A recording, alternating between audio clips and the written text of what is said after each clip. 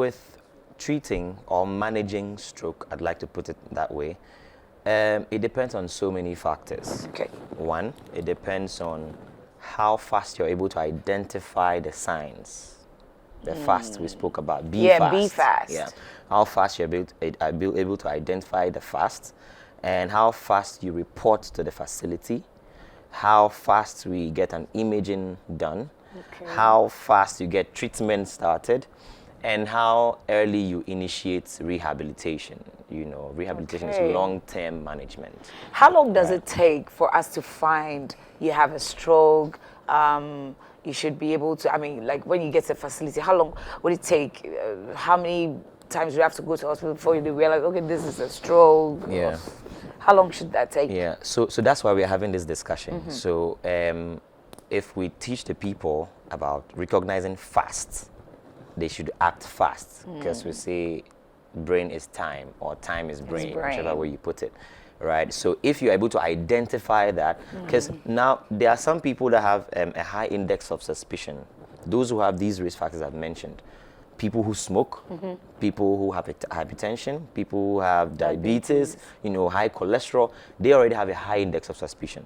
So if you notice any of these fast, the symptoms under fast, then you want to quickly send them to the hospital, because really for the first intervention that would, you know, medically want to do is the time frame is about 4.5 hours, 4.5 hours.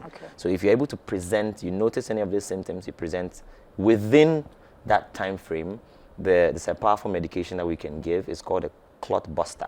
There's a name called TPA, but clot buster, right, for the public. It's able to go in there, we'll put it through the veins, and then, you know, just break down that clot. And then you realize that the brain would regain its function, because now the blood supply will be restored, right? But if you miss that period, I mean, there's a permissible, you know, about 6 to 8 hours where we can do another kind of intervention called a thrombectomy. And that one, it needs a specialized kind of physician to do that, interventional radiologist. You know, they'll go into your vein and send a tube down to, you know, the particular vessel or blood vessel or pipe in the brain that is affected.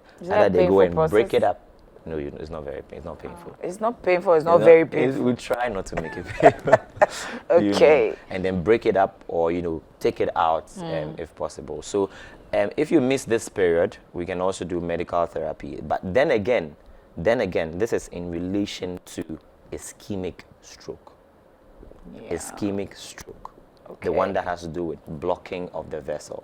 That's why I mentioned that when you present to the facility, the first thing we get to do is an imaging, a brain scan called a CT scan, because that distinguishes a hemorrhagic stroke from an ischemic stroke.